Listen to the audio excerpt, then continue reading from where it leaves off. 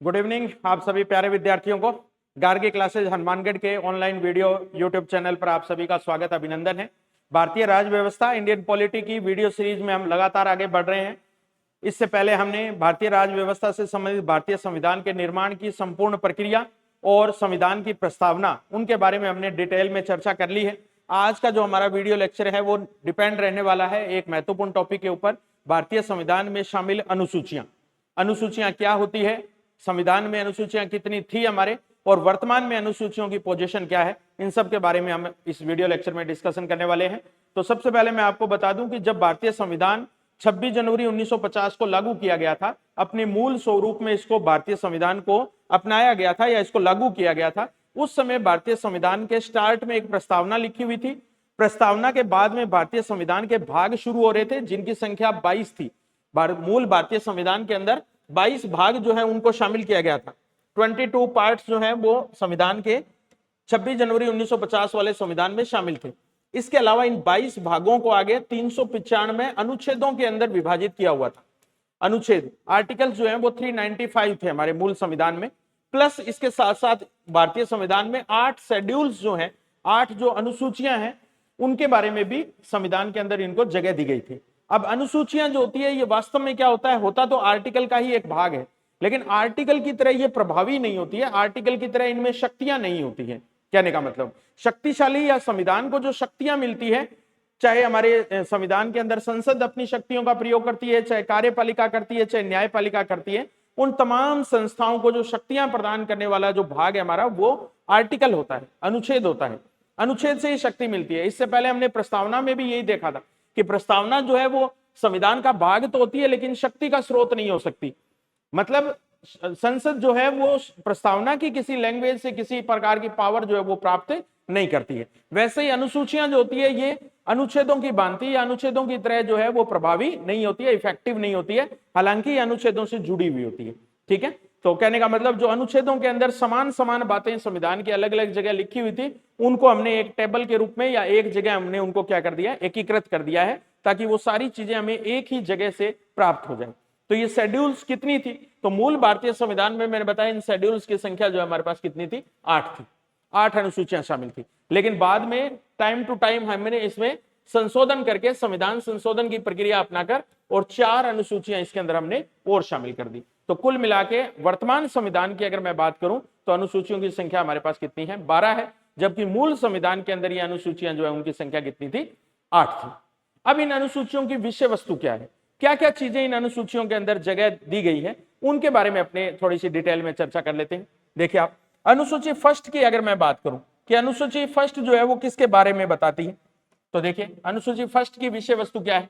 पहली अनुसूची की पहली अनुसूची ये कह रही है कि भारत के अंदर जितने भी राज्य हैं और जितने भी केंद्र शासित प्रदेश है, यूनियन टेरिटरी है, उनके नाम क्या होंगे और उनकी सीमाएं क्या होंगी। नाम और सीमाएं, यानी कि भारत क्षेत्र में आने वाले या भारत राष्ट्र में आने वाले राज्य कितने हैं, पहले तो उनके नाम क्या है और उनकी बॉर्डर्स या उनकी सीमाएं क्या है, उनका एरिया क्या है, वो सारा हमने एक जगह रख दिया है पहली अनुसूची के रूप में। तो वर्तमान में अगर देखें तो पहली अनुसूची में हमारे 28 राज्यों के नाम हमें मिल जाएंगे, उनकी सीमाएं मिल जाएगी, प्लस 8 यूनियन टेरिटरी जो है हमारी, 8 जो हमारे केंद्र शासित प्रदेश हैं, उनके बारे में भी इस अनुसूची 1 में हमें एक ही जगह सारा उल्लेख जो है या सारा वर्णन जो है वो हमें एक जगह प्राप्त हो जाएगा। ठीक, अब अपने बात करते हैं अनुसूची नंबर 2, दूसरी अनुसूची क्या है। तो देखिए दूसरी अनुसूची संवैधानिक पदाधिकारियों के, यानी कि ऐसे व्यक्ति जिनको संविधान के किसी आर्टिकल में जगह दी गई है या जिस पद को संवैधानिक पद घोषित किया गया है।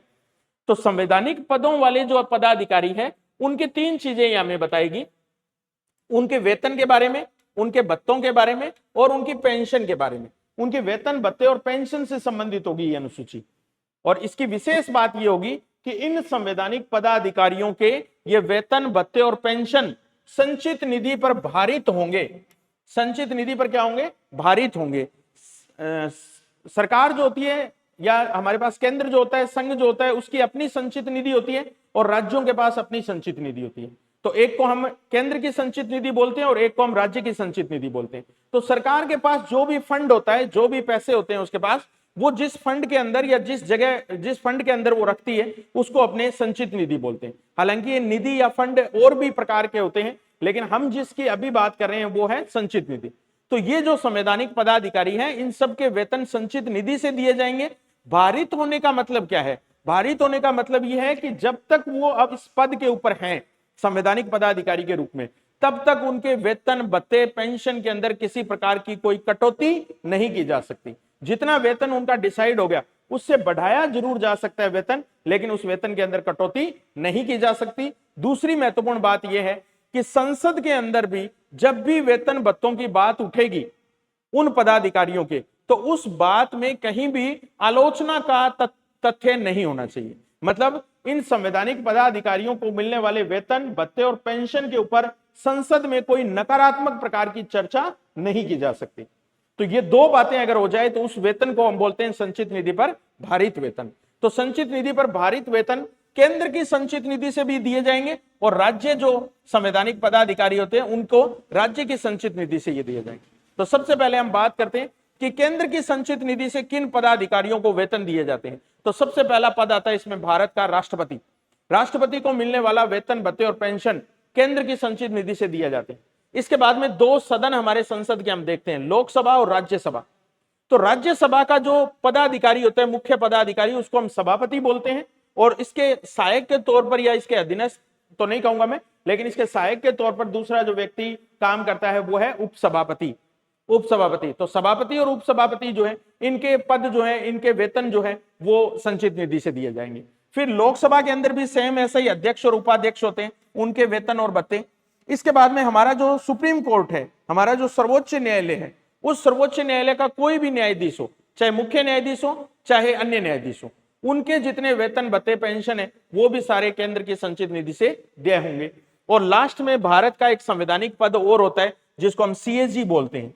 सीएजी, नियंत्रक और महालेखा परीक्षक इसको बोला जाता है, कैग इसको बोला जाता है, कैग। सीएजी बोल दो, कैग बोल दो, नियंत्रक और महालेखा परीक्षक बोल दो। इन पांचों के या इन 5 पदों के ऊपर जो भी पदाधिकारी आएंगे उनके वेतन भत्ते और पेंशन हम कहां से देंगे? केंद्र की संचित निधि से देंगे। और ये केंद्र की संचित निधि पर क्या होंगे? भारित होंगे, भारित होंगे, चार्ज्ड होंगे, कहने का मतलब। ठीक है, तो अब इसमें एक बात आप समझ पा रहे होंगे या मैं बताना चाहूंगा आपको कि इसमें देखो कहीं भी उपराष्ट्रपति नाम का उल्लेख नहीं आया है, उपराष्ट्रपति के नाम का कहीं उल्लेख नहीं आया है। तो कई बार ऐसा, एक दो बार आरएस के प्रीलिम्स में ऐसा फैक्ट वाला क्वेश्चन पूछा जा चुका है कि उपराष्ट्रपति के वेतन भत्तों का उल्लेख जो है वो अनुसूची 2 में दिया गया है। तो उपराष्ट्रपति के नाम से कोई भी वेतन भत्ते पेंशन संविधान के अंतर्गत नहीं है, वर्णित नहीं है। ये उपराष्ट्रपति जो होता है ये वास्तव में पदाधिकारी के रूप में राज्यसभा का सभापति होता है। तो इसको जो वेतन भत्ते वगैरह मिलते हैं वो राज्यसभा के सभापति होने के नाते मिलते हैं, उपराष्ट्रपति होने के नाते नहीं मिलते। तो एक बात यह भी ध्यान रखना कि उपराष्ट्रपति के नाम से अनुसूची 2 में किसी भी व्यक्ति के वेतन भत्ते और पेंशन का उल्लेख है नहीं मिलता है हमें। एक बात और अपने ध्यान रखनी है कि ये जो सर्वोच्च न्यायालय के न्यायाधीश होते हैं, सुप्रीम कोर्ट के न्यायाधीश होते हैं, इनका जो वेतन होता है और जो सीएजी का वेतन होता है ये दोनों बिल्कुल एक समान होते हैं। जितना सुप्रीम कोर्ट के न्यायाधीश का वेतन बढ़ाया जाएगा उतना ही वेतन सीएजी के वेतन के अंदर भी बढ़ोतरी की जाएगी। तो ये दोनों पद जो होते हैं संवैधानिक दृष्टि से वेतन भत्तों वाले मामले में और शपथ लेने वाले मामले में बिल्कुल एक दूसरे के इक्वल होते हैं, समान होते हैं। ठीक, अब इसी प्रकार से इनके इक्वली राज्यों में भी कुछ पदाधिकारी होंगे जो काम कर रहे होंगे, तो इनको जो वेतन भत्ते दिए जाएंगे वो राज्य की संचित निधि से दिए जाएंगे, राज्य की संचित निधि से दिए जाएंगे। तो इसमें कौन कौन व्यक्ति शामिल हो सकते हैं? देखिए आप, जैसे हमने यहां राष्ट्रपति को लिया था, यहां हमने राष्ट्रपति को लिया है, तो राष्ट्रपति के समकक्ष पद या उसी तरीके का संवैधानिक प्रमुख जो है राज्य में कौन होगा? राज्यपाल होगा। जैसे हमने राज्यसभा के सभापति उपसभापति लिए हैं, तो अगर किसी राज्य में 2 सदन वाली विधायिका है, 2 सदन वाली विधायिका है, तो उसका जो ऊपरी सदन होगा उसको हम क्या बोलेंगे? विधान परिषद बोलेंगे। तो विधान परिषद में भी यही सेम पद होते हैं, सभापति और उपसभापति। तो राज्यों की विधान परिषद जो होती है उसके सभापति और उपसभापति के वेतन भत्ते। फिर यहां जैसे हमने लोकसभा ली है वैसे ही राज्यों में क्या होगी? विधानसभा होगी। तो विधानसभा का भी जो अध्यक्ष और उपाध्यक्ष होगा उसके वेतन भत्ते जो है वो राज्य की संचित निधि से दिए जाएंगे। तो सेम बात यहां भी होगी। फिर 3rd नंबर पे अगर अपने देखें तो हमने यहां तो सुप्रीम कोर्ट लिया था, सर्वोच्च न्यायालय लिया था, और यहां इक्वल अगर हम लेंगे तो हम किसको लेंगे? राज्य की हाईकोर्ट को लेंगे। तो हाईकोर्ट के जो वेतन भत्ते और न्यायाधीशों के होते हैं, पेंशन जो होती है, पेंशन तो नहीं कहूंगा, वेतन और भत्ते जो हैं वो किससे दिए जाते हैं, राज्य की संचित निधि से दिए जाते हैं। अब यहाँ पेंशन में इनकी क्यों नहीं कहूंगा, उसका भी रीजन है। संविधान ये कहता है कि उच्च न्यायालय के न्यायाधीश जब तक पद पर हैं तब तक उनको वेतन भत्ते राज्य की संचित निधि से मिलते रहेंगे, लेकिन जैसे ये रिटायर हो जाएंगे, जैसे ये सेवानिवृत्त हो जाएंगे, तब इनकी जो पेंशन बनेगी वो पेंशन राज्य की संचित निधि से नहीं दी जाएगी बल्कि केंद्र की संचित निधि से दी जाएगी। तो हाईकोर्ट से रिटायर्ड जो न्यायाधीश होते हैं, सेवानिवृत्त जो न्यायाधीश होते हैं, उनकी वेतन भत्ते तो राज्य की संचित निधि से आएंगे, जबकि उनकी पेंशन रिटायरमेंट के बाद किससे दी जाएगी, केंद्र की संचित निधि से दी जाएगी। तो ये दो अलग फैक्ट हैं जो आपको सामान्य से थोड़े हटकर ध्यान रखने हैं, उपराष्ट्रपति के वेतन वाली बात और दूसरी जो मैं बता रहा हूं कि हाईकोर्ट के रिटायर्ड न्यायाधीश के पेंशन वाली बात। ठीक है, तो ये दूसरी जो अनुसूची आपको थोड़ा याद रहेगा कि संवैधानिक अधिकारियों के, पदाधिकारियों के वेतन भत्ते और पेंशन से संबंधित है। चलिए आगे चलते हैं। अपने तीसरी अनुसूची क्या है, ये मैंने यहाँ कोट भी कर दिया है। हाईकोर्ट के न्यायाधीशों को पेंशन संघ की संचित निधि से दी जाएगी, यानी कि केंद्र की संचित निधि से ये क्या होगा, इनको देय होगी ये। चलिए आगे बढ़ते हैं। अपने तीसरी अनुसूची क्या है, तीसरी अनुसूची विभिन्न प्रकार के उम्मीदवार, कैंडिडेट्स और विभिन्न प्रकार के पदाधिकारी, ये भी साथ में ऐड कर देते हैं। विभिन्न प्रकार के पदाधिकारी और विभिन्न प्रकार के उम्मीदवार, कैंडिडेट्स, उनके द्वारा ली जाने वाली शपथ के प्रारूप के बारे में बताती है। यानी कि कोई भी व्यक्ति अगर किसी संवैधानिक पद पर पद ग्रहण करता है या किसी संविधान के नियमों के अंतर्गत या संविधान के अनुच्छेदों के अंतर्गत अगर कोई चुनाव लड़ता है उम्मीदवार के रूप में, तो उसको उम्मीदवारी करते समय या कैंडिडेट के रूप में नामांकन करते समय जो नामांकन अधिकारी होता है, रिटर्निंग ऑफिसर जो होता है, उसके सामने उसको शपथ लेनी पड़ती है। आपने देखा होगा रिटर्निंग अधिकारी लोकसभा के मामले में मोस्टली कौन होता है, जिलाधीश जो होता है, कलेक्टर जो होते हैं वो होते हैं। तो किसी भी जिले के जिनका लोकसभा का मुख्य क्षेत्र होता है वहां का जो कलेक्टर होता है वो इसका रिटर्निंग ऑफिसर होता है सामान्यतः। इसी प्रकार से राज्यसभा के जो चुनाव होते हैं उनमें महासचिव जो होते हैं वो रिटर्निंग ऑफिसर के रूप में काम करते हैं। तो कहने का मतलब हर एक जो चुनाव होता है उसका कोई ना कोई रिटर्निंग ऑफिसर होता है। तो कोई भी उम्मीदवार जो है जो किसी पद के ऊपर निर्वाचित होने के लिए अपना नामांकन दाखिल कर रहा है, उसको पहले एज ए कैंडिडेट शपथ लेनी पड़ती है और उसके बाद अगर वो उस पद के ऊपर निर्वाचित हो जाता है, उसको चुन लिया जाता है, तो दोबारा उसको पदाधिकारी के रूप में या उस पद के ऊपर पद धारण करने से पहले भी क्या लेनी पड़ती है, शपथ लेनी पड़ती है। तो ये शपथ, जैसे हमने वेतन भत्ते पढ़े हैं, केंद्र में भी कुछ अधिकारियों की शपथ का उल्लेख है और राज्य के अंदर भी कुछ अधिकारियों की शपथ का उल्लेख है।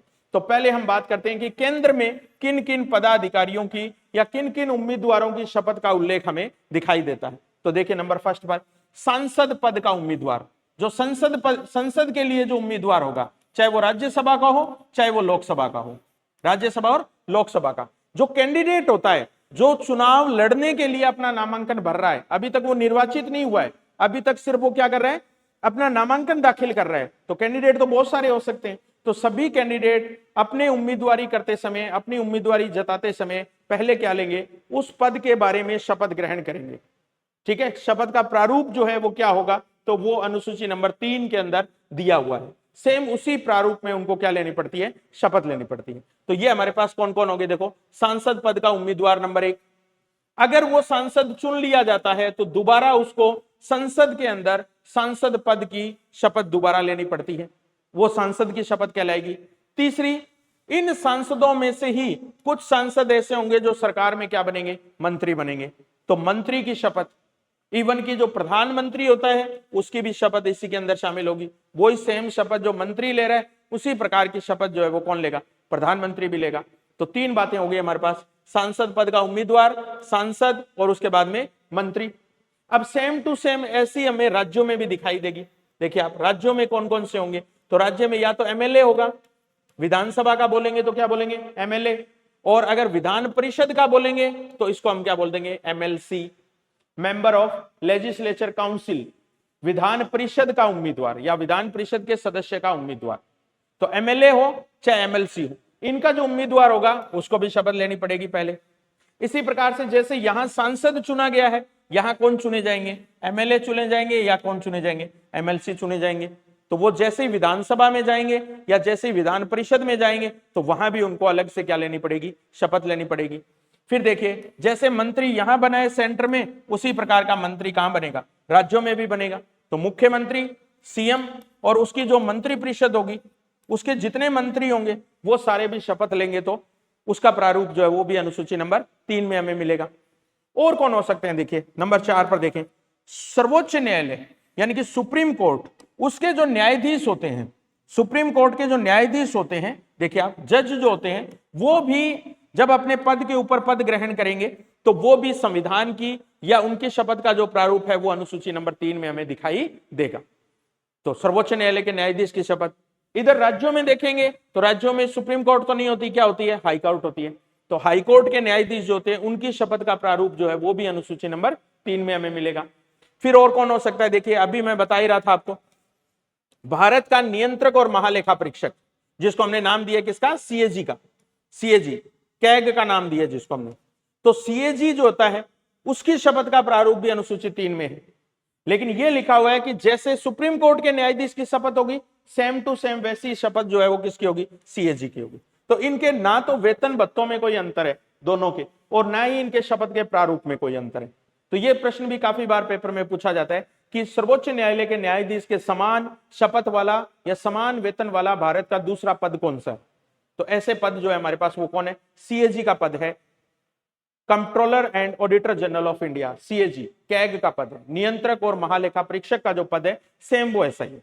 अब राज्यों के अंदर ये कोई कैग नाम की चीज नहीं होती, ठीक है, राज्यों के लिए कैग का कोई प्रावधान नहीं है। हालांकि आगे हम बात करेंगे कि सीएजी जो होता है वो केंद्र के लिए भी वैसे ही इंपॉर्टेंट है, वैसे ही काम करता है, और राज्यों के लिए भी ये वही काम करता है, ठीक है। तो इसकी भूमिका जो है वो केंद्र और राज्यों में थोड़ी सी अलग है, उसकी बात हम आगे करने वाले हैं। लेकिन अभी तो आप ये ध्यान रखिए कि राज्यों में सीएजी की शपथ अलग से नहीं होती, कोई अधिकारी नहीं होता, ये भारत सरकार का ही या भारत का ही संवैधानिक पदाधिकारी होता है, जिसको हम क्या बोलते हैं, सीएजी बोलते हैं। तो सीएजी का शपथ जो है उसका प्रारूप। अब अगर आप अनुसूची 2 और 3 की आपस में तुलना करें, अनुसूची 2 और 3 की आपस में तुलना करें, तो आपको तुलना में एक चीज दिखाई देगी आपको। देखो इनके वेतन भत्तों का उल्लेख जो है वो तो अनुसूची 2 में आ रहा है, लेकिन इनकी शपथ का कहीं भी उल्लेख अनुसूची 3 में नहीं है, देख रहे होंगे आप। लेकिन अनुसूची 3 में क्या है, सांसद, मंत्री या सांसद पद का उम्मीदवार, इनकी शपथ का वर्णन आ रहा है, लेकिन इनके कहीं भी वेतन भत्ते जो हैं वो अनुसूची 2 में नहीं रखे हुए हैं। तो ये थोड़ा सा अंतर ध्यान रखना है। वेतन भत्ते किन किन के दिए हुए हैं वो ध्यान रखना है अपने को, संवैधानिक पदाधिकारियों के दिए हुए हैं। और इसके अलावा शपथ वाली जो बात है वो हमें किसी पद के बारे में, सिर्फ इन लोगों के बारे में अनुसूची नंबर 3 के अंदर वर्णित की हुई है। दो चीजें इसमें कॉमन है जो आप ध्यान रखनी है आपको, सर्वोच्च न्यायालय का न्यायाधीश और सीएजी, इनके वेतन भत्ते भी अनुसूची 2 में है और इनकी शपथ का प्रारूप जो है वो भी अनुसूची नंबर 3 में है। बाकी राष्ट्रपति, सभापति, उपसभापति, लोकसभा अध्यक्ष, उपाध्यक्ष, इनके वेतन भत्तों का उल्लेख तो जरूर संविधान में दिया हुआ है, लेकिन शपथ का प्रारूप जो है वो अनुसूची 3 में नहीं दिया हुआ है, वो किसी न किसी आर्टिकल में दिया हुआ है, किसी न किसी अनुच्छेद में दिया हुआ है। तो ये भी बड़ा इंपॉर्टेंट है, प्रीलिम्स में, आरएस में काफी टारगेट किए जाते हैं ये क्वेश्चन। एक बार ऐसा क्वेश्चन पूछ भी लिया गया था कि उपराष्ट्रपति जो है उसकी शपथ का उल्लेख जो है वो अनुसूची 3 में मिलता है। तो जनरली हमारा यही पढ़ा हुआ होता है कि संवैधानिक पदाधिकारी या उम्मीदवारों के शपथ का उल्लेख जो है वो अनुसूची नंबर 3 में है, लेकिन आगे है किस किस का वो हमारा कम पढ़ा हुआ होता है। तो अब आप क्लियर हो गई होगी आपके बात कि कौन से तो उम्मीदवार हैं जिनके शपथ का उल्लेख है लेकिन वेतन भत्तों वाली सीरीज में ये नहीं है, और ऐसे ही राज्यों के अंदर इनका उल्लेख शपथ के रूप में तो है लेकिन उधर वेतन के रूप में नहीं है। तो अब मैं आपको बता दूं कि इसमें जो 3 नाम हमारे पास महत्वपूर्ण रहते हैं, राष्ट्रपति, इसके बाद में उपराष्ट्रपति के रूप में दूसरा नाम, वाइस प्रेसिडेंट के रूप में, उपराष्ट्रपति के रूप में, और तीसरा राज्यपाल के रूप में। इनकी शपथ का जो प्रारूप है वो अनुसूची 3 में न होकर के कुछ आर्टिकल्स में दिया हुआ है। जैसे आर्टिकल 60 जो है उसमें राष्ट्रपति की शपथ के बारे में बातें आती है सारी की सारी। अनुच्छेद जो 69 है, 69 नंबर जो अनुच्छेद है, वो उपराष्ट्रपति के शपथ के बारे में बात करता है, उपराष्ट्रपति के बारे में बात करता है, ध्यान रखना। और अनुच्छेद नंबर 159 जो है वो राज्यपाल की शपथ के प्रारूप के बारे में बात करता है। तो ये 3 पदाधिकारी जो है इनकी शपथ का प्रारूप अनुसूची 3 में ना होकर के 3 अलग अलग आर्टिकल में दिया हुआ है, 3 अलग अलग अनुच्छेद में दिया हुआ है, अनुच्छेद नंबर 60, अनुच्छेद नंबर 69 और अनुच्छेद नंबर 159। तो आसानी से आपके याद भी हो जाएंगे। तो ऐसा कोई क्वेश्चन स्टेटमेंट वाला आए तो आप उसमें ध्यान रखना। आते हैं, अक्सर क्वेश्चन आते हैं इसके अंदर कि राष्ट्रपति की शपथ का प्रारूप जो है वो अनुसूची 3 में वर्णित है, और अपने झटाक से ये मानते हैं कि हाँ अनुसूची 3 ही होती है जो शपथ वाली होती है, लेकिन उसमें राष्ट्रपति की शपथ का प्रारूप नहीं दिया हुआ है, ना उपराष्ट्रपति का दिया हुआ है और न ही राज्यपाल का दिया हुआ है। तो वो अनुसूची में ना होकर के क्या है, इन अनुच्छेदों के अंदर है, 60, 69 और 159। इसके बाद में देखो कुछ पदाधिकारी ऐसे हैं जिनकी शपथ का प्रारूप है ही नहीं, ना तो किसी आर्टिकल में है और न ही किसी अनुसूची में है, पद के रूप में नहीं है। कौन से हैं वो देखो, राज्यसभा की बात करता हूं मैं, राज्यसभा की, तो राज्यसभा का सभापति और उपसभापति। उपराष्ट्रपति की शपथ का प्रारूप तो है, लेकिन राज्यसभा का सभापति और उपसभापति की प्रारूप नहीं है। इसी प्रकार से लोकसभा का अध्यक्ष और उपाध्यक्ष, इनकी शपथ का प्रारूप भी अनुसूची नंबर 3 में नहीं है।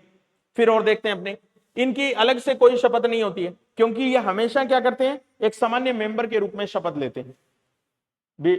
राज्यसभा का सभापति होता है, ये तो राज्यसभा का मेंबर होता ही नहीं है, राज्यसभा का सदस्य नहीं होता है सभापति जो होता है, इसलिए इसको तो जो शपथ दिलाई जाती है वो उपराष्ट्रपति के रूप में दिलाई जाती है, जबकि इसको जो वेतन मिलते हैं वो उपराष्ट्रपति के रूप में नहीं मिलते। वेतन जो इसको मिलते हैं वो किसके नाते मिलते हैं, सभापति होने के नाते मिलते हैं। तो ये यहाँ एक कॉन्ट्राडिक्शन है, यहाँ एक थोड़ा सा विरोधाभास है, उसको आपको थोड़ा ध्यान रखना है प्रश्न करते समय। तो राज्यसभा का सभापति, उपसभापति, लोकसभा का अध्यक्ष, उपाध्यक्ष, इनको न तो कोई शपथ दिलाता है, ना संविधान में इनकी शपथ के बारे में कोई प्रारूप ऐसा दिया हुआ है। तो ये बात अपने विशेष ध्यान रखेंगे। इसी प्रकार से अगर विधानसभा का अध्यक्ष और उपाध्यक्ष बात करें, विधान परिषद का सभापति, उपसभापति की बात करें, तो इनकी शपथ का भी अलग से कोई उल्लेख नहीं मिलता अपने को। तो आप याद रखना, 2 ये 4 और 4 राज्यों वाले 8, इनकी शपथ का प्रारूप जो है वो संविधान में वर्णित नहीं है। यह बात आप विशेष ध्यान रखना। चलिए इसके बाद में हम बात कर लेते हैं अगली चौथी अनुसूची के बारे में, 4th शेड्यूल के बारे में।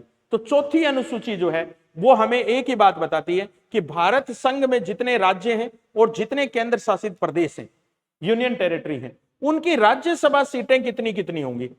हर एक राज्य को जनसंख्या के अनुसार राज्यसभा की सीटें आवंटित की हुई है। जैसे अपने राजस्थान की बात करें तो राजस्थान को जनसंख्या के हिसाब से 1971 की जो हमारी जनगणना थी उसके हिसाब से राजस्थान को 10 राज्यसभा सीटें आवंटित। तो ये जो 10 राज्यसभा सीटें हमें दी गई है, इसका वर्णन या इसका उल्लेख जो आता है वो कहां मिलता है, हमें अनुसूची नंबर 4 में मिलता है। ऐसे ही हर एक राज्य की कितनी कितनी राज्यसभा सीटें हैं उनका उल्लेख अनुसूची नंबर 4 में एक साथ अपने को दिया हुआ है। तो अब ये बात ध्यान रखना, इसमें लोकसभा की सीटें नहीं है, ध्यान रखना ये बात, इसमें केवल किसका आवंटन किया गया है, राज्यसभा की सीटों का आवंटन किया गया है। तो कई बार ऐसा ही स्टेटमेंट वाला क्वेश्चन बना देता है कि संसद की सीटों का आवंटन जो है वो अनुसूची नंबर 4 में है। तो संसद में तो दोनों सदन आ जाते हैं, लोकसभा और राज्यसभा, लेकिन अनुसूची 4 जो है वो स्पेशल किसके लिए है, राज्यसभा के लिए। तो राज्यसभा में किस राज्य की कितनी सीटें होंगी ये डिसाइड किया हुआ है अनुसूची नंबर 4 में। तो पहली अनुसूची भारत के राज्य और केंद्र शासित प्रदेशों के नाम और सीमाओं से संबंधित है। दूसरी विभिन्न संवैधानिक पदाधिकारियों के वेतन भत्ते और पेंशन से संबंधित है। तीसरी विभिन्न उम्मीदवारों की और विभिन्न पदाधिकारियों के शपथ प्रारूप से संबंधित है। और चौथी अनुसूची जो है वो मैंने आपको बताया किससे रिलेटेड है, राज्य और केंद्र शासित प्रदेशों के लिए राज्यसभा की सीटों का आवंटन कितना हुआ है, कैसे हुआ है, उनके बारे में दी हुई है।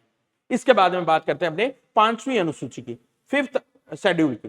तो 5वीं अनुसूची जो है वो स्पेशल 2 एरिया के प्रशासन के बारे में बात करती है, और वो एरिया रहते हैं अनुसूचित जाति एरिया और अनुसूचित जनजाति क्षेत्र। अनुसूचित जाति क्षेत्र और अनुसूचित जनजाति क्षेत्र उनके प्रशासन और उनके नियंत्रण से संबंधित है, उनके प्रशासन और उनके नियंत्रण से संबंधित है। अब आप सोच रहे होंगे कि ये कौन से एरिया होते हैं जो अनुसूचित जाति और अनुसूचित जनजाति क्षेत्र हम बोल रहे हैं। तो संविधान में राष्ट्रपति को एक विशेष पावर दी हुई है कि अगर उसको ऐसा लगे कि भारत के एक निश्चित एरिया में अनुसूचित जाति या अनुसूचित जनजाति का बहुत अधिक बाहुल्य है और अभी तक उनको संवैधानिक अधिकार या उनका जो सेटअप है वो अभी तक समाज की मुख्य धारा से बहुत पीछे है या उनको संरक्षित किया जाना जरूरी है, तो ऐसे जो एरिया होते हैं उनको राष्ट्रपति अनुसूचित जाति या जनजाति क्षेत्र घोषित कर सकता है। तो राष्ट्रपति के द्वारा घोषित किए गए ऐसे जो अनुसूचित जाति जनजाति क्षेत्र जो होते हैं, जैसे मान लो हमारे पास टीएसपी एरिया होता है जैसे, ठीक है, तो वहां ऐसी कंडीशन में हम देखते हैं कि इस प्रकार से उनका जो प्रशासन और नियंत्रण जो है वो अनुसूची नंबर 4 के हिसाब से चलाया जाता है, अनुसूची नंबर 4 के अकॉर्डिंग, ठीक है, सॉरी अनुसूची नंबर 5 के अकॉर्डिंग। ठीक, अब हम एक अनुसूची के बारे में और बात कर लेते हैं, वो सेम ऐसी है, छठी जो अनुसूची है इसमें क्या किए गए हैं, 4 राज्यों के अलग से नाम दिए गए हैं, असम, मेघालय, त्रिपुरा और मिजोरम। एटीएम स्क्वायर मान लो आप इनको, असम, त्रिपुरा, मेघालय और मिजोरम। इनके जो जनजातीय क्षेत्र हैं, इनके कौन से क्षेत्र हैं, सिर्फ जनजातीय क्षेत्र जो हैं उनके प्रशासन और नियंत्रण से संबंधित है ये।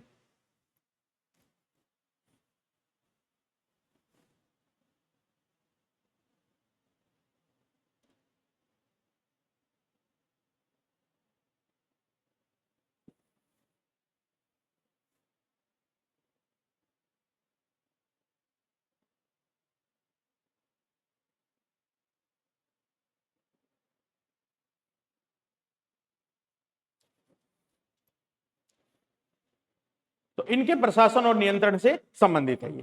ठीक है, तो आज की इस वीडियो क्लास में हम सिर्फ 6 अनुसूचियों के ऊपर बात करेंगे। 6 अनुसूचियां जो है उनके बारे में हमने डिटेल में चर्चा की है। नेक्स्ट वीडियो लेक्चर में हम बची हुई 6 अनुसूचियां जो है उनके बारे में भी डिटेल से डिस्कशन करेंगे। तब तक के लिए धन्यवाद। मिलते हैं नेक्स्ट वीडियो में नई क्लास के साथ, नए लेक्चर्स के साथ। धन्यवाद।